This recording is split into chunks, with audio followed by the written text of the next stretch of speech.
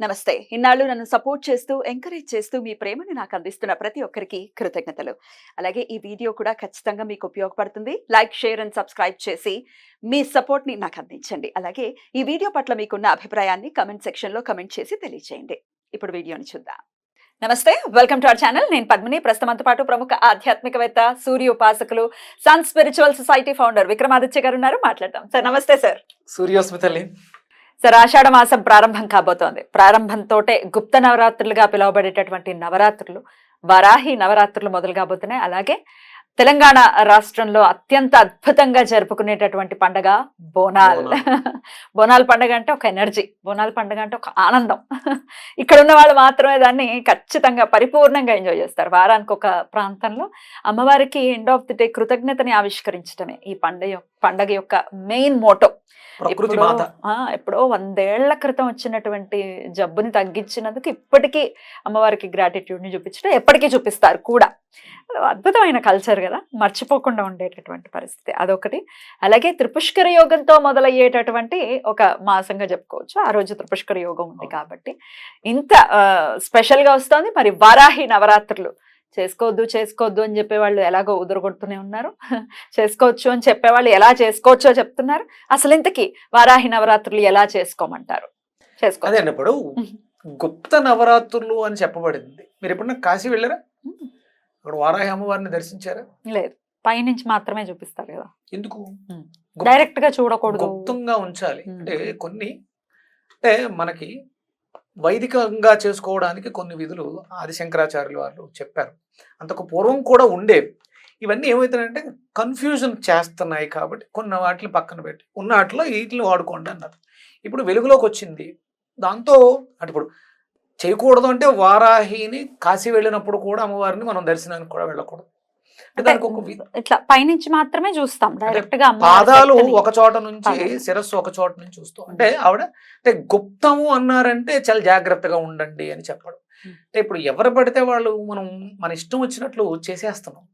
నేను ఆమ్నాయ పీఠాలు శృంగేరి వెళ్ళినప్పుడు అయ్యి అక్కడ కొంతమందిని కలిశాను. కొన్ని విధి విధానాల గురించి మాట్లాడినప్పుడు ఇవి ఎందుకు చేయకూడదు అనే విషయాన్ని చెప్పడం జరిగింది. మనం ఇళ్లలో చండీ చేసేస్తూ ఉంటాం. చండీ చేయకూడదు, ఇళ్లలో చండీ చేయకూడదు, గుళ్ళోనే చేసుకోవాలి. ఎక్కడ చెయ్యాలంటే విజయవాడ కనకదుర్గ, అంటే ఎక్కడైతే ఆ శక్తిపీఠం ఉందో ఆ శక్తిపీఠానికి జరగాల్సినవన్నీ జరుగుతూ ఉంటాయి. అక్కడ చెయ్యకపోతే తప్పు, ఇళ్లలో చేసుకుంటే తప్పు. అందుకని మనం కంపల్సరీ అక్కడికి వెళ్ళి మనం చేయించుకోవాలి. అక్కడ చేయించుకోవడం వల్ల అక్కడ ఆ ప్రాంగణానికి శ్రేయస్కరం, అలాగే మనకు కూడా శ్రేయస్కరం. అలాగే కొన్ని ఉన్నాయి. ఇది గుప్తము అని చెప్పబడింది, బహిరంగంగా ఎక్కడ మాట్లాడట్లేదు కదా. లలిత రహస్య సహస్రనామం గురించి విన్నాం కదా, అది కూడా రహస్యం. దాన్ని బహిర్గతం చేసినందుకు అగస్త్యుల వారికే శిక్ష విధింపబడింది తెలుసా? ఎలా? రీసెంట్ గా నేను దాన్ని కూడా తెలుసుకోవడం జరిగింది. అగస్త్యుల వారు హయగ్రీవుల వారిని వేడుకుంటే ఉపాసన చేయడం ద్వారా అమ్మవారి గురించి చెప్పడం జరుగుతుంది. దాన్ని ఆయన బహిర్గతం చేసేయడం జరిగింది. అందుకనే ఆయన మనకి కాశీపట్టణం నుంచి అంటే ఒక రకంగా ఇది ఒక శాపంగా చెప్పబడింది. నిషేధం రానివ్వరు. అంటే ఇప్పుడు నేను రీసెంట్ గా చేసుకుంటున్న దాంట్లో ఆయన ఆయన కూడా చిరంజీవే కదా, చిరంజీవిలో ఒకడు, కానీ అక్కడ లేరట, హిమాలయాల్లో లేరు. ఇవన్నీ వివరాలు తెలుసుకోవడం జరిగింది.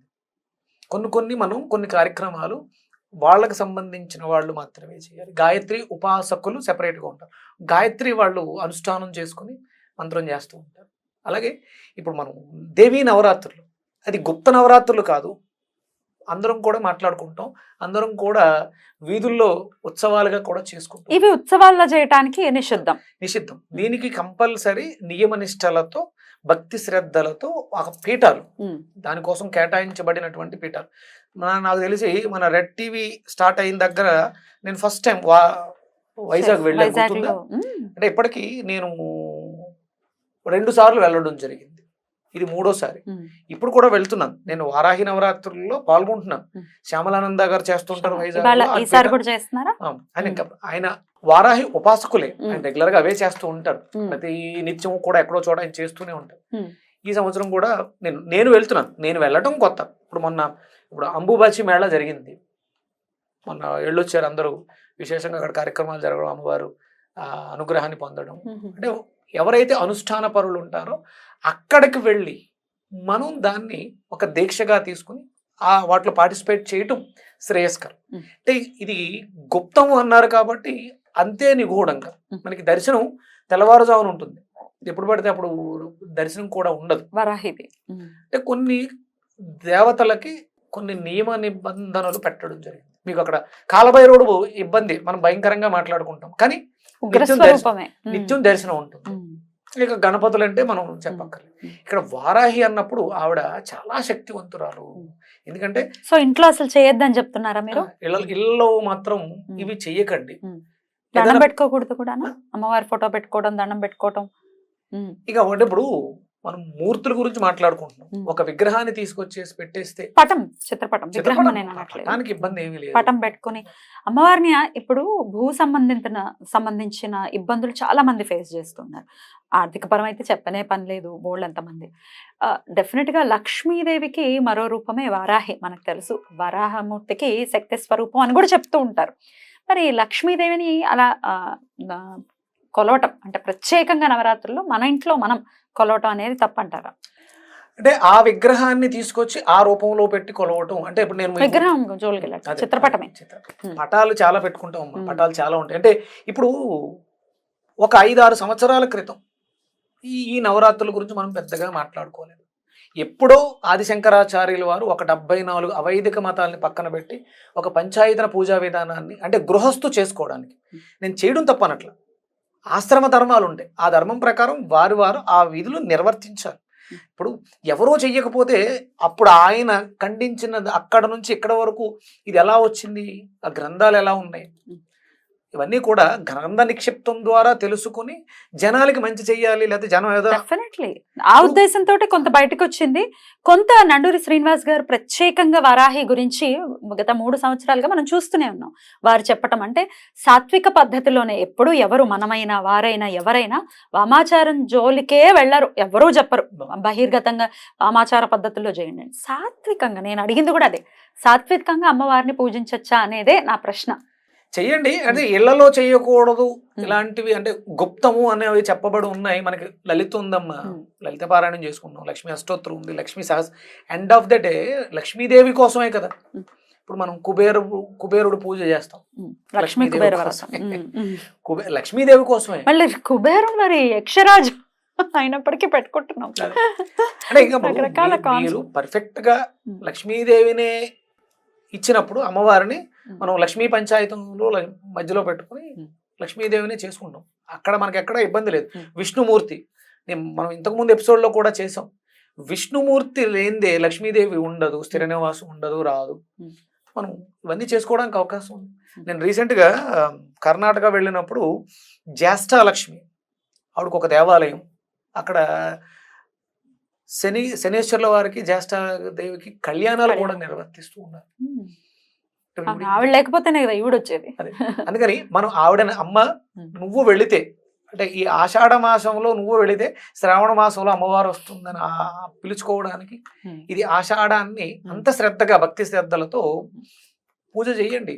అదే మీకు అష్టోత్తరం అయ్యి ఇవ్వబడి ఉన్నాయి, ఒక ఫోటో పెట్టుకోండి. అంటే ఇవి గుప్తం అన్నారు పెద్దలు, ఎందుకో చెప్పారు. ఇప్పుడు ఆదిశంకరాచార్యులు, ఆదిగురు ఆదిశంకరాచార్యుల వారు అవైదికము అన్నారు, వద్దు అన్నారు. గృహస్థు చేయకూడదు, చెయ్యొద్దు అలా, గృహస్థు చెయ్యొద్దు అన్నారు. ఎందుకు చెప్పారు అంటే ఆయన్ని కాదని అంత పెద్ద గురువులు మనం. అంటే ఇప్పుడు దీని మీద 2 ఉన్నాయి, చెయ్యొచ్చు అని చెప్పేవాళ్ళు ఉన్నారు, చెయ్యొద్దు. శక్తి అని అసలు చాలా కాంట్రడిక్ట్ చేసేవాళ్ళు, లేకపోతే చాలా ఖండించేవాళ్ళు చాలా మంది ఉన్నారు. అమ్మవారి జోలికే వెళ్ళొద్దు, విపరీతంగా మాట్లాడే వాళ్ళు ఎలాగో ఉండనే ఉన్నారు. అంటే ఇక్కడ నేను ఈ తిరిగిన వాటిల్లో తెలుసుకున్నది ఏంటంటే, ఉగ్ర రూపాలు ఉన్నవి కొంచెం మనల్ని మనం వాటిని బ్యాలెన్స్ చేయలేము.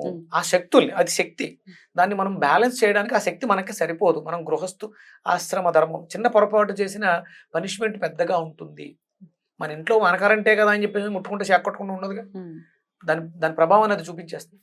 దాన్ని ముట్టుకోవాలంటే దానికి తగ్గట్టు మనం జాగ్రత్తలు తీసుకోవాలి. కాబట్టి అలవాటు పడి ఉన్నాం, ఒక గత 3-4 ఏళ్లుగా చేస్తూ ఉన్నాం. ఇప్పుడు నేను వెళ్ళే శ్యామలానంద కూడా ఆయన పీఠంలో చేస్తారు, పెద్ద మూర్తి ఉంటుంది నిత్యం, ఆయనకి ప్రతినిత్యం అదే అనుష్ఠానంలో ఉంటారు. కాబట్టి అలాంటి అనుష్ఠాన పరుల దగ్గరికి వెళ్ళి ఒక పీఠాలుగా ఏర్పడిన చోట్లకు వెళ్ళి ఏదైనా మన చేసుకోవచ్చు కార్యక్రమాలు అంటున్నారు. చేయించుకుంటే దర్శనం ఒక దేవాలయానికి వెళ్ళినట్టు. ఉమ్, ఉమ్, ఫలితం మాత్రమే మనది, ఉమ్. అక్కడ జరిగేటువంటి ఇబ్బందులు మనకి సంబంధం లేదు. Right. దర్శనం మాత్రం, నామస్మరణ మాత్రం. చేసుకోవచ్చు. కలియుగంలో నామస్మరణకి విశేషమైనటువంటి యోగం ఉంది. ఉమ్. అందుకని భూ సంబంధిత సమస్యలతో ఎవరైనా బాధపడుతూ ఉంటే ఈ ఆషాఢ మాసంలో ఆవిడని తలుచుకుని అష్టోత్తరాలు చదువుకొని శ్రద్ధగా చేయండి. దగ్గరలో దేవాలయాలు ఉంటే వెళ్ళి దర్శనం చేసుకోండి. Right. అంటే మామూలుగా రెగ్యులర్ గా ఉండే దేవాలయాలు అయితే ఉండవు. Hmm. ఎందుకంటే నేను వారణాసినే ప్రామాణికంగా తీసుకుంటాను హిందూ ధర్మానికి సంబంధించి. అక్కడ ఏవైతే వివరించారు, కృతజ్ఞతలు. నమస్కారం. సూర్యస్మృతులు